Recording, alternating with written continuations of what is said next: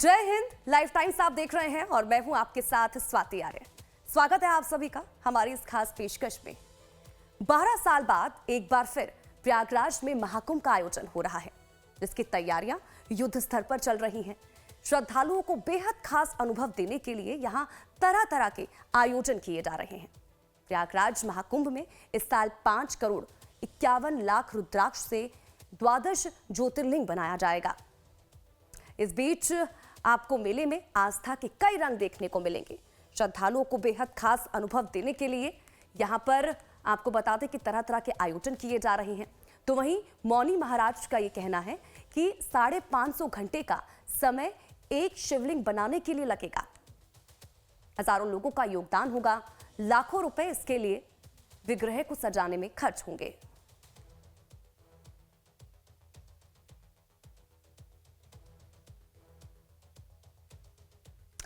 तो आस्था का मेला महाकुंभ 2025, जिसकी तैयारियां प्रयागराज में चल रही हैं। 13 जनवरी 2025 से जिसकी शुरुआत हो जाएगी, लेकिन तमाम तैयारियों की तस्वीरें आपको दिखा रहे हैं कि इस बार महाकुंभ को दिव्य भव्य बनाने की पूरी कोशिश सरकार की तरफ से की जा रही है और उन तैयारियों को अमली जामा लगातार पहनाते हुए ये तस्वीरें आपके टीवी स्क्रीन पर हैं। इस बार महाकुंभ में अनोखा नजारा देखने को मिलेगा। रुद्राक्षों से द्वादश ज्योतिर्लिंग बनाया जाएगा और 5 करोड़ 51 लाख ज्योतिर्लिंग बनाए जाएंगे।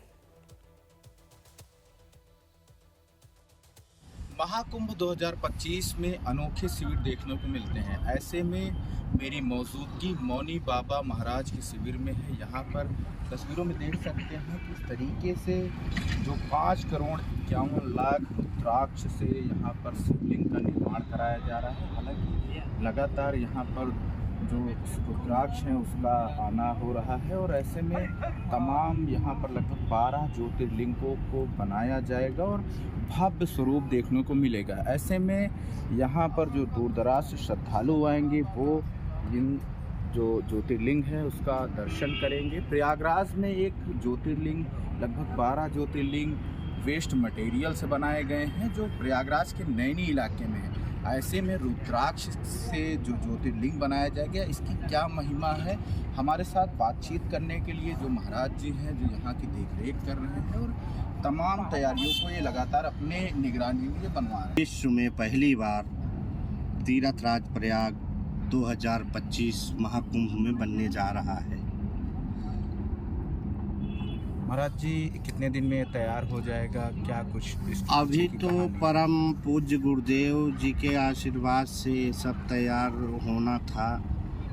दुर्भाग्य ये है कि विश्व में पहली बार 12 ज्योतिर्लिंग रुद्राक्षों की बनने जा रही है, जिससे आज तक अभी भू आवंटित नहीं हुआ और महाराज जी हमारे मेला छोड़कर चले गए हैं। क्या कुछ इसके पीछे की कहानी है, कैसे ये जिज्ञासा उठी कि रुद्राक्ष की ज्योतिर्लिंग बनाया जाए? अब महाकाल की प्रेरणा से ऐसा गुरु जी को हुआ कि हम 12 ज्योतिर्लिंग बनाएंगे। विश्व में पहली बार बन रहा है जो रुद्राक्ष की मणियों से बनेगा। महाराज जी ने घर घर जाके एक रुपए लेके भिक्षा में ये मणियाँ एकत्रित किया गया है, जो आज यहाँ देखने को मिल रहा है। ऐसे में जो इनकी आस्था, जो श्रद्धालुओं की आस्था, जो दूर दराज से श्रद्धालु यहाँ पर दर्शन करने आते हैं, उनके लिए यह ज़रूर है। लेकिन अभी भी मेला प्रशासन से बातचीत चल रही है और बातचीत के बाद अगर भू आवंटित होती है तो भव्य और दिव्य स्वरूप यहाँ पर लगभग 5 करोड़ 51 लाख रुद्राक्ष से ज्योतिर्लिंग तैयार होंगे। विकास मिश्रा, लाइफ टाइम्स, प्रयागराज। तो विकास हमारे संवाददाता हमारे साथ ग्राउंड जीरो से जुड़ चुके हैं। इसी पर लाइव सीधा रुख उनका करेंगे और जानकारी लेंगे कि किस तरह की तैयारी वो वहां पर देख रहे हैं। विकास, इस बार महाकुंभ को दिव्य और भव्य बनाने की पूरी तैयारी की जा रही है। नई नई तस्वीरें भी सामने निकल कर आती हैं महाकुंभ को लेकर, लेकिन अब 12 ज्योतिर्लिंग रुद्राक्ष से बनाए जाएंगे। कब से इसकी शुरुआत हो जाएगी, क्या तैयारी है, अब इसको लेकर क्या कुछ जानकारी? देखिए, महाकुंभ 2025 दिव्य भव्य और डिजिटल महाकुंभ इस बार हो रहा है। ऐसे में मुख्यमंत्री योगी आदित्यनाथ जिस तरीके से लगातार 15 दिन के अंदर चौथी बार वो प्रयागराज पहुंचे थे और लगातार वो निरीक्षण कर रहे थे, अधिकारियों को तैयारियों को लेकर लगातार दिशा निर्देश देते रहे। ऐसे में जिस तरीके से शास्त्री ब्रिज के नीचे ये रुद्राक्ष से 5 करोड़ 51 लाख से ज्योतिर्लिंग बनाए जा रहे हैं, जिसमें 11,000 त्रिशूल लगाए जाएंगे। ऐसे में उनको अभी तक जो मौनी बाबा हैं, अमेठी के रहने वाले हैं, सगरा के ये महाराज हैं, और यहाँ पर उनको जमीन अभी आवंटित नहीं की गई, जिसमें वो रुद्राक्ष से ये ज्योतिर्लिंग का निर्माण कर सके।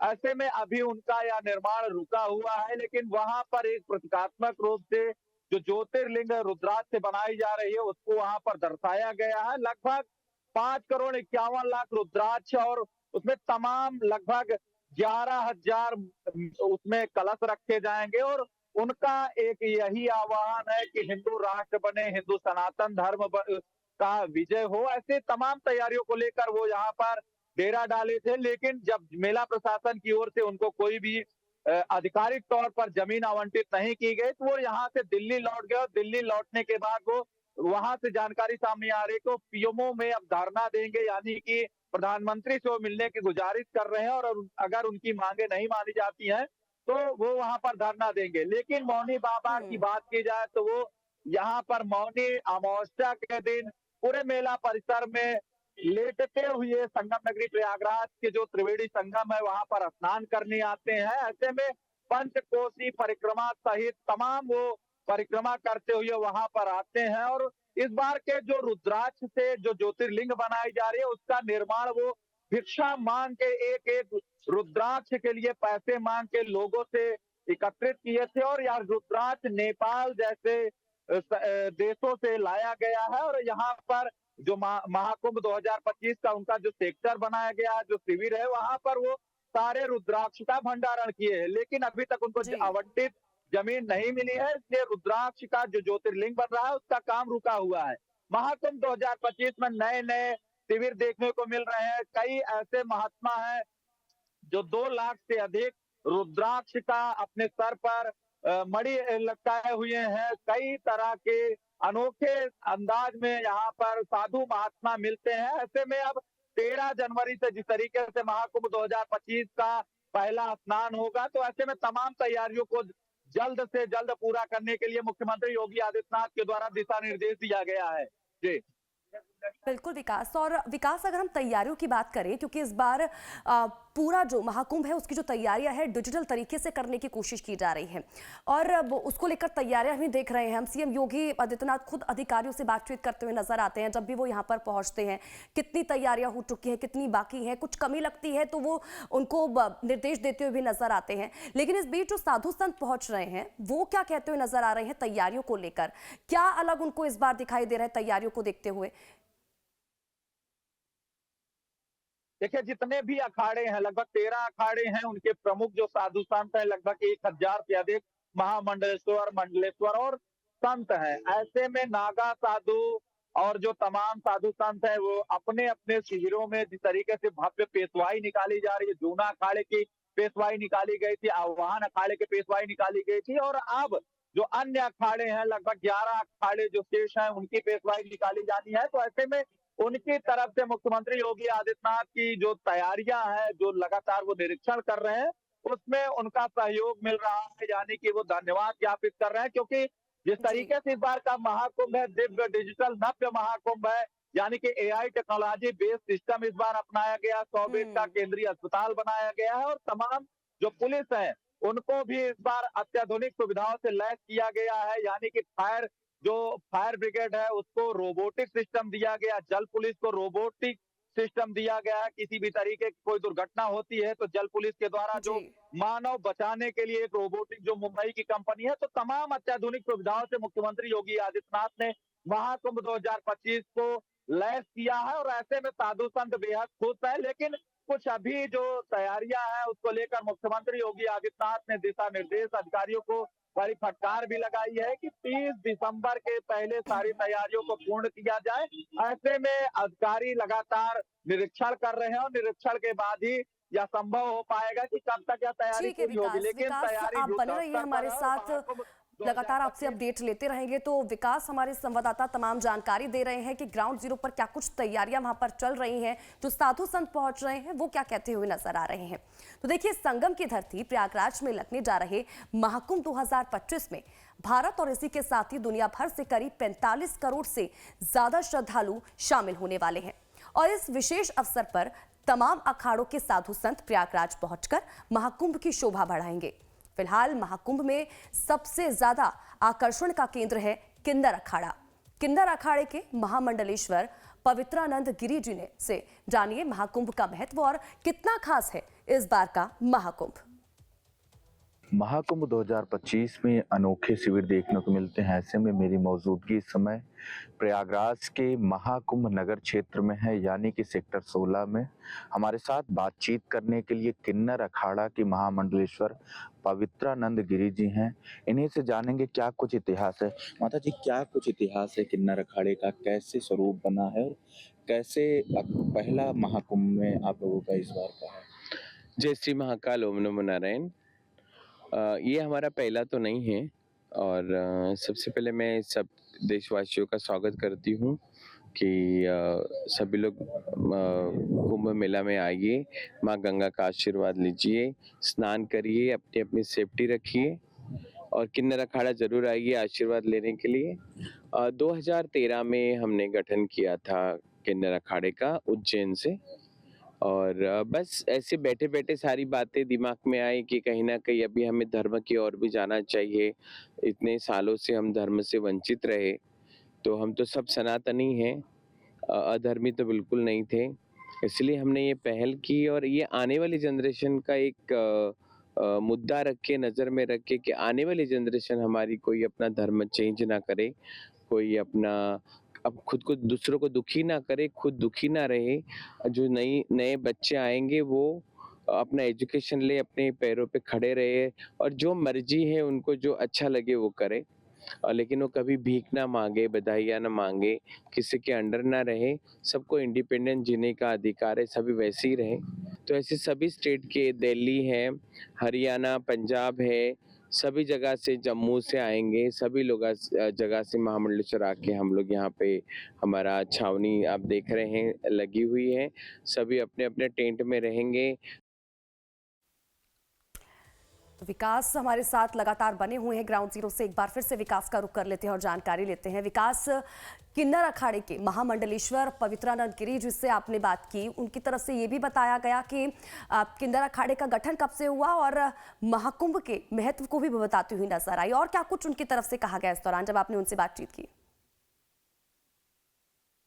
देखिए, महाकुंभ 2025 में किन्नर अखाड़ा मुख्य आकर्षण का केंद्र है। ऐसे में वो सेक्टर 16 में उनको बताया गया है। इस बार जब उनसे जब बातचीत हुई तो उन्होंने बताया कि जब प्रयागराज के अर्धकुंभ में वो आ रही थी तो ऐसे में उनको रोका जा रहा था कि उनका क्या काम है, उनको कैसे स्नान करने दिया जा सकता है। लेकिन जिस तरीके से जूना अखाड़े में जब किन्नर अखाड़े ने विलय कर लिया और उसके बाद एक बड़ा संरक्षण मिल गया उनको जूना अखाड़े का, और ऐसे में भव्य तरीके से अब वो महाकुंभ में आकर्षण का केंद्र रहती हैं। और जिस तरीके से माघ मेले में और तमाम अर्धकुंभ और जो कुंभ में वो पहुंचती हैं, और जिस तरीके से नासिक, उज्जैन और तमाम जगहों पर वो लगातार अपने अपने शिविर लगाती हैं, तो ऐसे में इस बार के महाकुंभ में किन्नर अखाड़ा मुख्य आकर्षण का केंद्र रहेगा। और जिस तरीके से अभी उनकी छावनी बन ही रही है, तो ऐसे में उनका नगर प्रवेश यानी कि शिविर प्रवेश हो गया है, छावनी प्रवेश हो गया है। और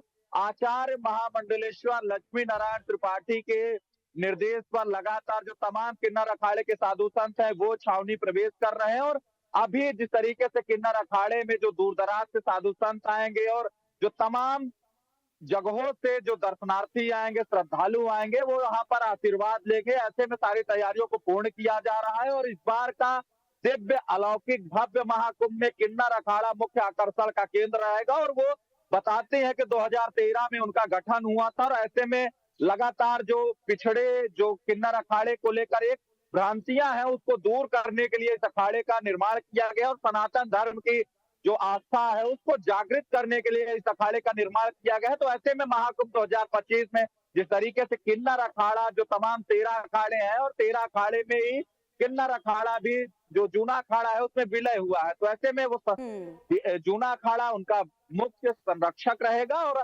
तमाम तैयारियों को लेकर वहां पर अंतिम रूप दिया जा रहा है। जी विकास, इस बार टेंट सिटी और इसी के साथ ही जो हॉस्पिटल है वो भी वहां पर बनाया गया है। अगर हम टेंट सिटी की बात करते हैं तो किस तरह की व्यवस्थाएं वहां पर लोगों के लिए रखी गई हैं जब लोग पहुंचेंगे, इसको लेकर क्या जानकारी? देखिए, कल मुख्यमंत्री योगी आदित्यनाथ टेंट सिटी यानी कि अरैल इलाके में उन्होंने निरीक्षण किया है और निरीक्षण के बाद वहां पर सर्किट हाउस में भी गए हैं। लेकिन जिस तरीके से अरैल इलाके में तमाम टेंट सिटी बताई गई है, पर्यटन विभाग की ओर से लगातार उसका निरीक्षण किया जा रहा है और प्रयागराज के दिव्य डिजिटल भव्य महाकुंभ में जो अरैल इलाके में टेंट सिटी बताई जा रही है, वहां पर डोम सिटी का भी निर्माण कराया गया है, जिसका एक दिन का 1 लाख रुपए किराया होगा। तो ऐसे में वो 360 व्यू वहां से महाकुंभ का नजारा जो दर्शनार्थी हैं, जो श्रद्धालु हैं, वो ले सकेंगे और तमाम तैयारियों को अब अंतिम रूप दिया जा रहा है। खुद मुख्यमंत्री योगी आदित्यनाथ लगातार निरीक्षण कर रहे हैं और तमाम अधिकारी भी उनके साथ मौजूद रहे। तो ऐसे में टेंट सिटी जो अरैल इलाके में है, वहां पर किसी भी तरीके के कोई असुविधा न हो, ऐसे में तमाम तैयारियों को वहां पर संपूर्ण किया जा रहा है। लेकिन जिस तरीके से टेंट सिटी का जो निर्माण कराया जा रहा है, वो देश विदेश से जो सैलानी आएंगे, दूर दराज से जो सैलानी आएंगे, उनके लिए ही है, क्योंकि आम श्रद्धालु जो आएंगे वो स्नान करके जो मेला क्षेत्र में ही कई रैन बसेरे बनाए गए हैं, टेंट सिटी बताई गई है, तो उसमें वो रहेंगे। लेकिन जो टेंट सिटी अरैल इलाके में बताई गई वो काफी महंगी है। ऐसे में जो आम श्रद्धालु हैं वो अपने घरों से दर्शन करेंगे, पूजन करेंगे और यहाँ पर त्रिवेणी संगम में जो कैंप बनाए गए हैं वहां पर वो ठहरेंगे। हर लेकिन फैसिलिटी देने की कोशिश सरकार की तरफ से, प्रशासन की तरफ से की जा रही है, जो लोग यहाँ पर पहुंचेंगे। ठीक है विकास, आप बने रहिए हमारे साथ, आगे भी आपसे अपडेट लेते रहेंगे। तो सनातन के सबसे बड़े आयोजन महाकुंभ को सफल बनाने के लिए यूपी की योगी सरकार कई बड़े स्तर पर काम कर रही है। सरकार की कोशिश है कि महाकुंभ का आयोजन भव्य और दिव्य हो और इसकी पुरजोर तैयारी भी हो रही है। और इसी कड़ी में आज नगर विकास मंत्री प्रयागराज पहुंचे और इस दौरान मंत्री ने कुंभ के कार्यों का निरीक्षण किया और स्वच्छता अभियान की शुरुआत भी की। मंत्री ने कहा कि तीर्थराज प्रयाग की पावन धरती पर और गंगा जमुना के पावन त्रिवेणी पर अगले साल महाकुंभ का आयोजन हो रहा है। ये महाकुंभ भारत की सांस्कृतिक विरासत है या कहें कि धरोहर है। मंत्री ने कहा कि महाकुंभ में देश ही नहीं बल्कि पूरी दुनिया से 40 से 45 करोड़ श्रद्धालु और पर्यटक महाकुंभ में पहुंचेंगे। तो इसके लिए प्रयागराज की पूरी तरह से तैयार किया जा रहा है। महाकुंभ में देश के ही नहीं बल्कि पूरे दुनिया के लगभग 40 से 45 करोड़ लोग आने वाले हैं। ऐसे समय में इस नगर को, तीर्थ क्षेत्र को, महाकुंभ मेले के पूरे एरिया को स्वच्छ, सुंदर, भव्य और दिव्य बना करके रखना एक बहुत बड़ा काम है, बहुत बड़ी जिम्मेदारी है। आज माननीय मुख्यमंत्री जी ने जो काम चल रहे हैं, लगभग 7,000 करोड़ की परियोजनाएं राज्य सरकार के द्वारा, हमारे नगर निगम के द्वारा, नगर विकास विभाग के द्वारा, राज्य सरकार के अन्य विभागों के द्वारा, ऊर्जा विभाग के द्वारा चलाई जा रही है। तो विकास लगातार हमारे साथ बने हुए हैं ग्राउंड जीरो से, एक बार फिर से उनका रुख कर लेते हैं। विकास, आज नगर विकास मंत्री भी प्रयागराज पहुंचे और उनकी तरफ से स्वच्छता अभियान की शुरुआत भी वहां पर की गई। क्या उनकी तरफ से कहा गया, किस तरह की तैयारी वहां पर की जा रही है और स्वच्छता अभियान जो शुरुआत किया गया वो किस तरह से आगे बढ़ाया जाएगा? देखिए, नगर विकास मंत्री ए.के. शर्मा लगातार महाकुंभ 2025 का निरीक्षण करते रहे और जिस तरीके से उन्होंने स्वच्छता पखवाड़ा का एक शुभारंभ किया है, उसमें तमाम महाकुंभ से जुड़ी परियोजनाओं का भी वो लगातार निरीक्षण करते रहे और जो हितग्राही हैं यानी कि स्वच्छता के लिए कर्मचारी लगाए गए हैं, उनको संदेश भी दिए हैं कि आप ही लोगों के द्वारा ही महाकुंभ को दिव्य और स्वच्छ बनाया जाएगा। हालांकि इस दौरान उन्होंने कई परियोजनाओं का भी जिक्र किया है और जिस तरीके से उन्होंने महाकुंभ 2025 में स्वच्छता ग्रहियों को एक संदेश दिया है कि प्रयागराज महाकुंभ को लल्लन टाप बनाया जाएगा, यानी कि बेहतर से बेहतर व्यवस्थाएं दी जाएंगी। तो ऐसे में तमाम तैयारी लगातार यहाँ पर की जा रही है और मुख्यमंत्री योगी आदित्यनाथ के निर्देश पर वो यहाँ पर लगातार निरीक्षण करते रहे और जिस तरीके से वो कई परियोजनाओं का, जैसे प्रयागराज में जो नगर विकास से संबंधित, नगर निगम से संबंधित और जो महाकुंभ से जुड़ी हुई कई परियोजनाएं हैं, उन सभी का लगातार निरीक्षण करते रहे और निरीक्षण के दौरान उन्होंने अधिकारियों और कर्मचारियों को निर्देश दिया। ऐसे में अब जब दिव्य डिजिटल भव्य महाकुंभ में जो श्रद्धालु आएंगे, उनके आगाज के लिए नगर विकास मंत्री लगातार जो अधिकारियों को निर्देश दे रहे थे, अधिकारी भी सारे काम को पूरा कर रहे हैं। और जिस तरीके से श्रद्धालु लगातार महाकुंभ 2025 में आगमन हो रहा है और दूर दराज से कल भी लगभग गुजरात से 35 गाड़ियां यहाँ पर पहुंची थी, लगभग 3000 से अधिक श्रद्धालु यहाँ पर पहुंचे थे। और उनसे जब हमारी बातचीत हुई तो उन्होंने बताया कि इस बार का महाकुंभ बेहतर दिख रहा है और बदला हुआ स्वरूप दिख रहा है। तो ऐसे में तमाम तैयारियों को पूर्ण किया जा रहा है। सैलानी भी जो बाहर से आ रहे हैं वो लगातार महाकुंभ यानी कि त्रिवेणी संगम का दर्शन कर रहे हैं, पूजन कर रहे हैं और गंगा स्नान कर रहे हैं। जी चलिए ठीक है, बहुत बहुत शुक्रिया विकास इन तमाम जानकारी के लिए और हमारे साथ जुड़ने के लिए। आप नजर बनाए रखें, आपसे आगे भी जुड़ते रहेंगे और महाकुंभ को लेकर तमाम जो अपडेट है अपने दर्शकों तक पहुंचाने की पूरी कोशिश रहेगी, क्योंकि देखिए इस बार का जो महाकुंभ है उसको भव्य बनाने की पूरी तैयारी है, सरकार की तरफ से पूरी कोशिश की जा रही है। अगले साल 2025 में 13 जनवरी से महाकुंभ की शुरुआत हो जाएगी और तमाम जो अपडेट है वो आगे भी आप तक पहुंचाते रहेंगे। बढ़ते हैं आगे, अगली खबर का रुख करेंगे। तो देखिए किसान आंदोलनों और इसी के साथ ही विभिन्न धार्मिक बोर्डों के गठन के बाद अब एक नई मांग उठ रही है, जिसमें भारत को किसान राष्ट्र घोषित करने और इसी के साथ ही आपको बता दें कि किसान बोर्ड का गठन करने की बात की जा रही है। ये मांग विश्व के पहले किसान पीठाधीश्वर शैलेंद्र योगीराज सरकार और अन्य धार्मिक गुरुओं ने उठाई है। उनका कहना है कि भारत कृषि प्रधान देश है और किसानों को उचित सम्मान और उनके योगदान का सही मूल्य मिलना चाहिए। किसानाचार्य स्वामी शैलेंद्र योगी सरकार ने कहा कि किसान अन्नदाता है और इसीलिए किसान हमारे लिए भगवान और देवता से कम नहीं है।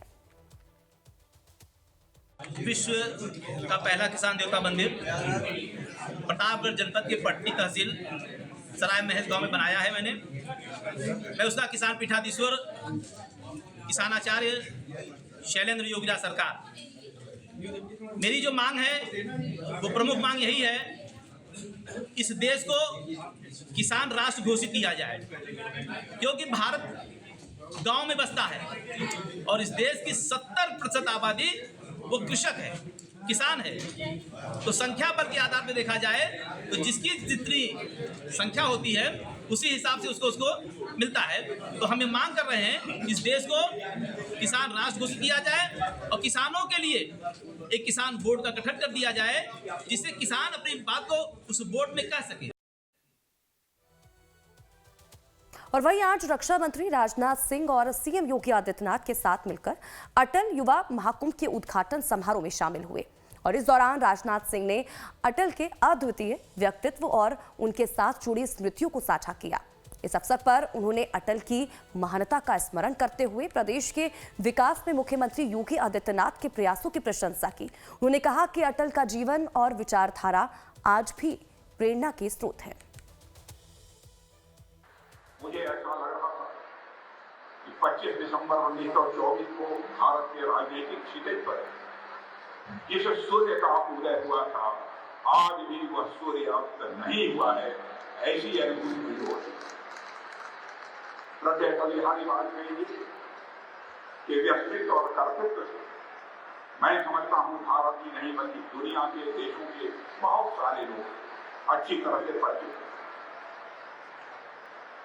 और विशेष रूप से लखनऊ के लोग तो अटल जी से काफी हद तक परिचित हैं। हम लोग जानते हैं कि जहां पर वह एक विलक्षण प्रतिभा थी, वहीं पर एक अद्भुत सरलता उनके व्यक्तित्व में स्वाभाविक रूप से हम सबको देखने को मिलती है।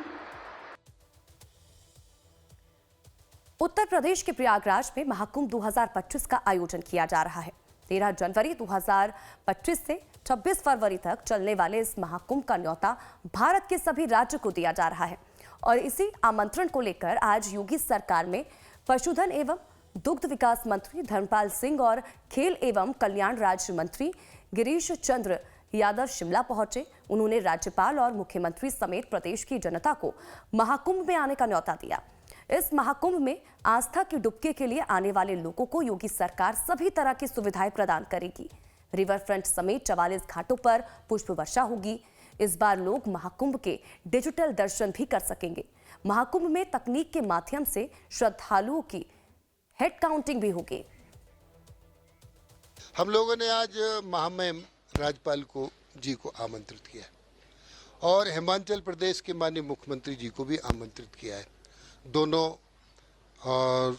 लोगों ने, दोनों शक्तियों ने बहुत सम्मान के साथ कुंभ में पधारने की स्वीकृति दी है और ये कुंभ देश का नहीं दुनिया का भव्य और दिव्य कुंभ हो रहा है।